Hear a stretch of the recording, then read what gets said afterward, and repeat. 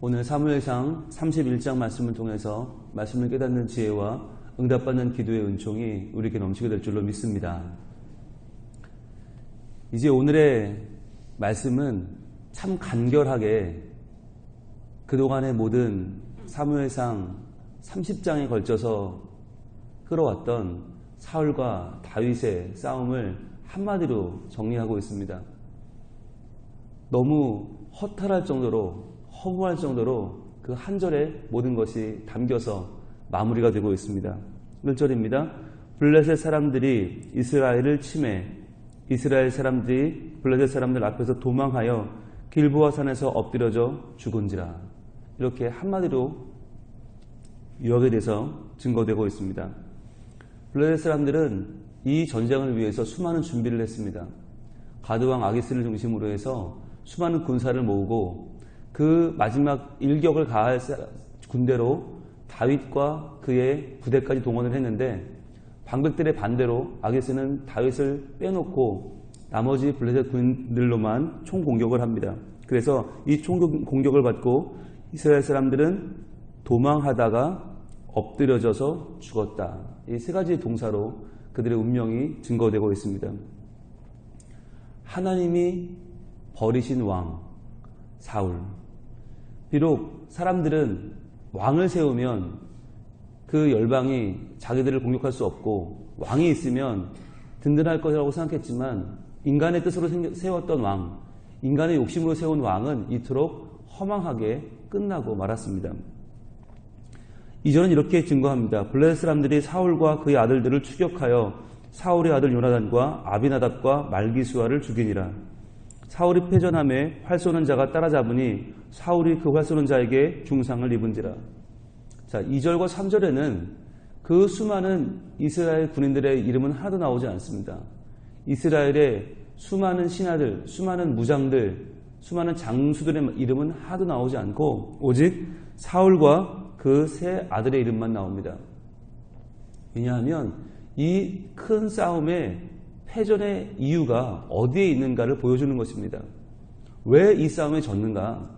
이 싸움에 진 이유는 단순히 블레셋은 철기 문화가 있고 무기가 좋고 이스라엘은 무기가 뒤지고 전술이 뒤져서 진 게 아니라는 거예요. 왜 졌는가? 사울과 그의 가문 때문에 졌다라고 하는 것을 분명히 밝혀주고 있는 것입니다. 하나님께서 세워가시는 하나님의 왕조가 있지요. 하나님이 세우시는 하나님 나라의 왕조가 있습니다. 그런데 사울의 왕조는 인간의 욕심으로 세워진 왕조입니다.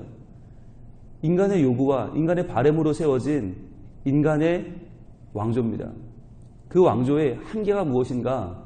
그 왕조는 하나님을 따르지 않아요. 하나님을 섬기지 않아요. 오직 왕이 돼서 한 일이라고는 뭐밖에 없어요? 다윗을 죽이려고 한 것밖에 없어요. 즉 자기의 왕조를 지키고자 했던 사울의 왕조는 이렇듯 허무하게 끝나고 맙니다. 여러분, 왕을 세웠습니다. 그럼 뭐 해야 됩니까? 왕이 해야 될 일이 무엇입니까? 하나님을 기쁘시게 하고 이웃과 행복을 나누는 일이 가장 중요합니다. 그런데 사울은 그 어느 것도 하지 않았어요. 그 어느 것도 하지 않고 오직 한 일이라고는 다윗을 시기하고 질투하여 그를 다른 나라로 쫓아냈고 그렇게 해서 자국의 군사력을 약화시켰고 모든 국민들이 사울을 따르기를 싫어하는 입장까지 되었다는 것입니다. 얼마나 리더십이 중요합니까? 여러분, 한 나라라고 말할 때 그 나라의 모든 국민을 말하는 것이 아닙니다. 그 나라의 모든 국력을 말하는 것이 아닙니다. 실제로는 한 사람의 지도자입니다. 그 한 사람의 지도자가 얼마나 그 나라를 혼란스럽게 할 수 있는지, 그 한 명의 지도자가 얼마나 그 나라 전체의 근간을 흔들 수 있는지를 오늘 성경은 우리에게 보여주고 있습니다. 이것은 성경 속의 이야기만이 아니라는 것을 우리는 잘 알고 있습니다. 그래서 우리가 리더를 위하여 기도하는 것이 필요합니다. 하나님, 이스라엘이 사울이라고 하는 한 명의 리더 때문에 이렇게 허망하게 무너지고 허망하게 도망하다가 드디어 죽고 마는 이 현실을 보면서 하나님, 우리에게 올바른 리더를 세워주시옵소서. 기도하지 않을 수 없는 것입니다. 사무엘상 31장까지의 이 모든 내용을 다시 한번 돌아보면 결국에는 잘못 세워진 한 사람의 리더가 얼마나 그 나라를 망칠 수 있는지, 얼마나 하나님이 세워가시는 하나님의 나라를 세우는 것을 방해할 수 있는지를 보여주는 내용으로 가득 차 있습니다.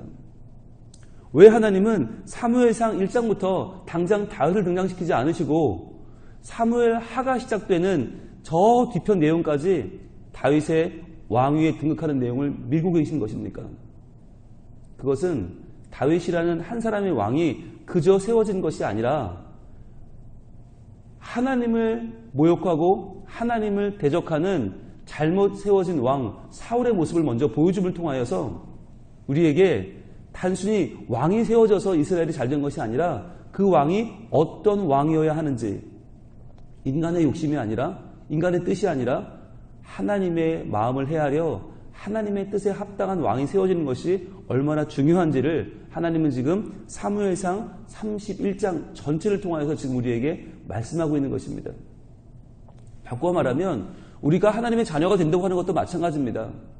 내가 하나님의 자녀가 되었다고 하는 것 자체가 은혜이고 그 자체가 감사지만 그것이 중요한 것이 아니라 정말 중요한 건 내가 어떤 하나님의 자녀가 되느냐 하는 것이 더 중요하다는 거예요.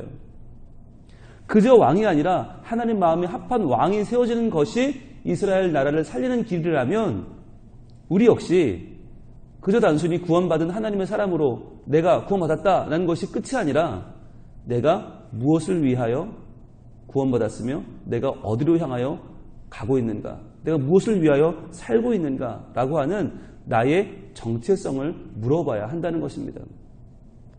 그저 단순히 나는 이제 예수 믿었으니까 나는 이제 지옥 안 가고 나는 천국 간다 할렐루야로 끝이 아니라 과연 나는 하나님의 마음에 합한 사람인가?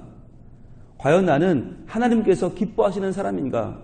과연 나는 하나님께서 이 시대를 변화시키기 위하여 하나님이 세우시고 하나님이 끌어가시는, 하나님이 사용하시는 하나님의 사람인가? 라고 물어야 한다는 것입니다.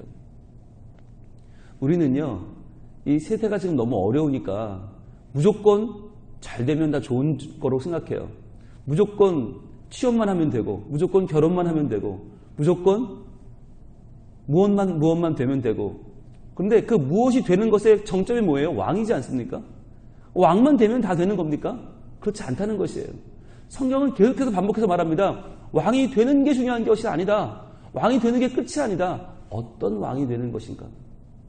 과연 내가 어떻게 그 왕의 역할을 감당해야 되는 것인가? 여러분, 우리가 왕이 돼도요, 사울처럼 돼버리면 하나님을 아프시게 하고 민족을 이렇듯 고꾸라뜨릴 수 있는 것입니다. 왕이 되는 것은 좋아요. 그러나 다윗처럼 하나님께서 세우신 왕, 하나님이 그 마음에 합하게 하나님이 쓰시는 왕이 돼야지 사울처럼 내 욕심만 채우는 왕이 되어서는 나도 망하고 내 동족들도 함께 망하게 하는 지름길이 된다고 하는 것입니다. 그래서 이 연말에 다시 한번 우리의 삶을 돌아보기를 원합니다. 여러분, 우리의 목적이 다 이루어졌습니까?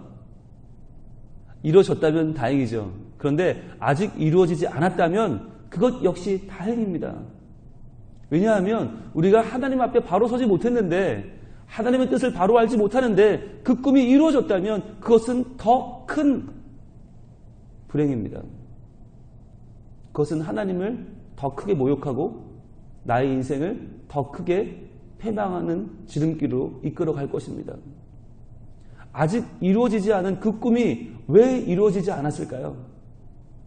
내가 아직 준비되지 않은 것은 아닙니까? 내가 아직 그 자리에 오르기까지, 내가 아직 그 지경에 오르기까지, 내가 아직 그 모습이 되기까지 아직 나의 안에 사울의 모습이 남아있지는 않습니까? 내가 그 자리에 올라서 그 자리를 지키는 것만을 목적으로 알고 내가 그 자리에서 다른 사람들을 시기하고 분노하고 화내고 쳐내는 것만을 목적으로 삼는다면 과연 그 자리에 오르는 것은 무슨 의미가 있단 말입니까? 그 자리에 오르도록 인도하시는 하나님을 전적으로 신뢰하고 나를 세우시는 하나님을 내 마음에 다시 한번 구주로 모시고 그 하나님을 위하여 내가 어떤 일을 하면 나를 더 성숙시키고 내가 속한 공동체를 바르게 믿음의 사람들로 만들어갈 수 있을지 준비되는 과정이 더 필요하지 않겠습니까? 오늘 이 사울의 패전과 그의 죽음은 우리에게 많은 질문을 던져주고 있습니다.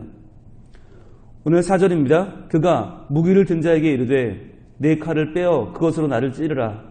할례받지 않은 자들이 와서 나를 찌르고 모욕할까 두려워하노라 하나. 자, 지금 사울의 마지막 생각은 무엇입니까?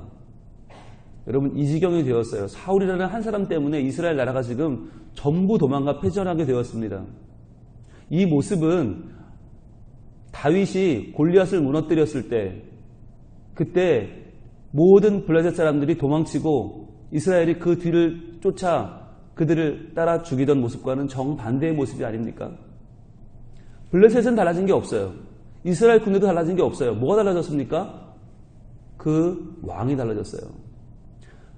블레셋을 맞서 싸우던 다윗이 골리앗을 무너뜨렸을 때, 다윗이 선봉에 있었을 때 이스라엘은 블레셋을 쫓아갔지만 사울이 선봉에 서니까 사울도 중상을 입고 그의 아들들은 죽임을 당하고 이스라엘은 도망치더라는 것입니다. 이렇게 됐다면 사울이 과연 죽기 전에 뭘 해야 됩니까? 죽기 전에 찾아온 이 마지막 기회에 뭘 해야 됩니까? 단번에 죽지 않고 중상을 입은 이 상황에서 사울은 무엇을 해야 됩니까?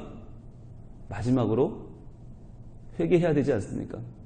하나님, 저를 왕으로 세워주셨는데 저는 평생 하나님의 뜻을 쫓아 살지 못했습니다.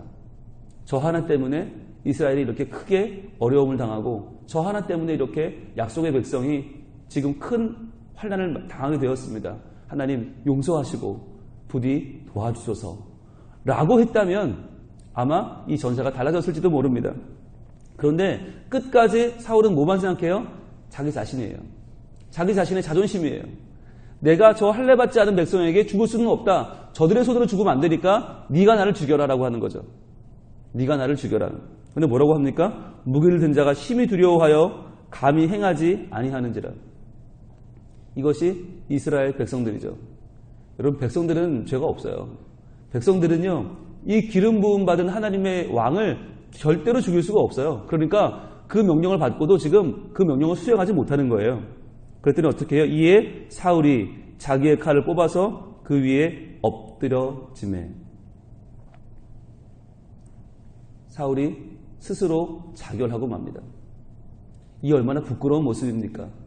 끝까지 회개하지 않고, 끝까지 자복하지 않고, 끝까지 어떤 회복도 노력하지 않고 사울은 자기의 자존심을 지키기 위하여 자결하고 맙니다.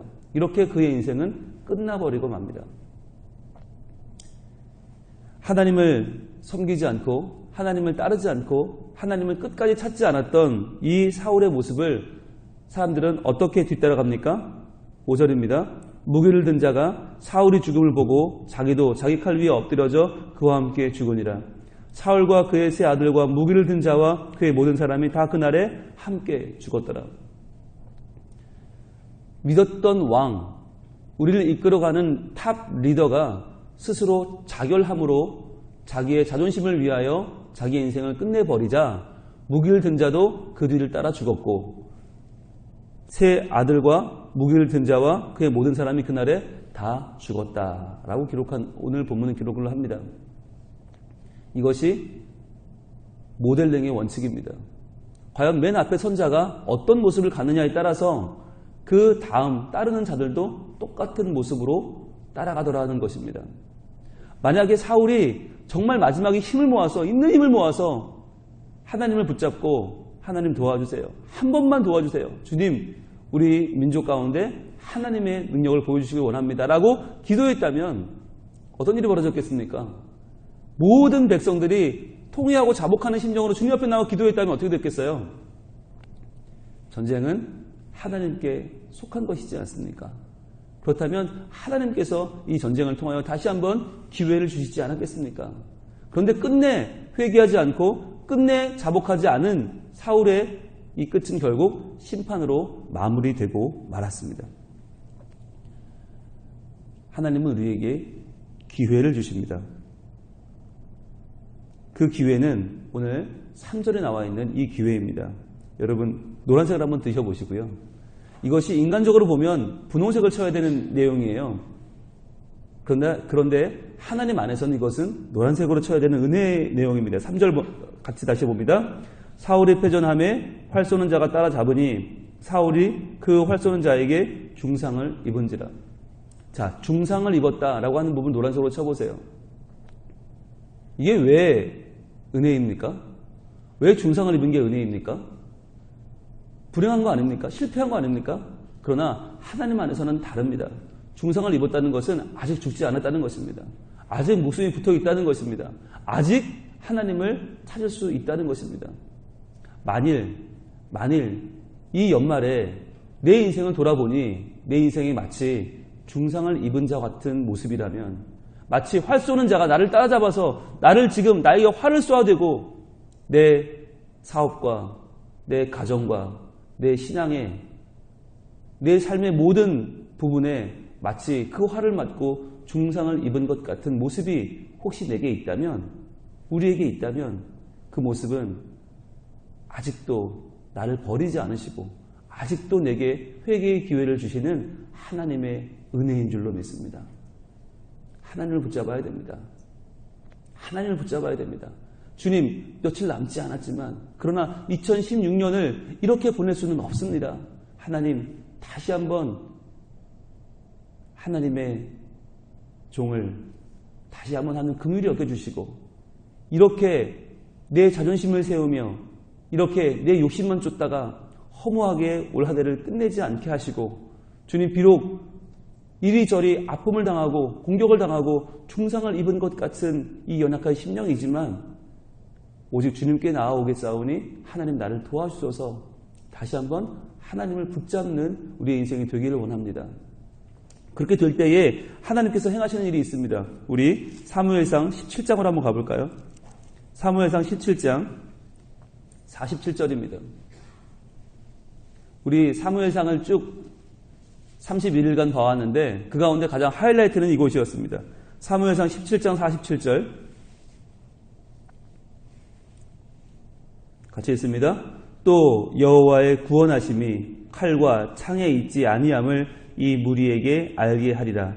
전쟁은 여호와께 속한 것인즉 그가 너희를 우리 손에 넘기시리라. 아멘.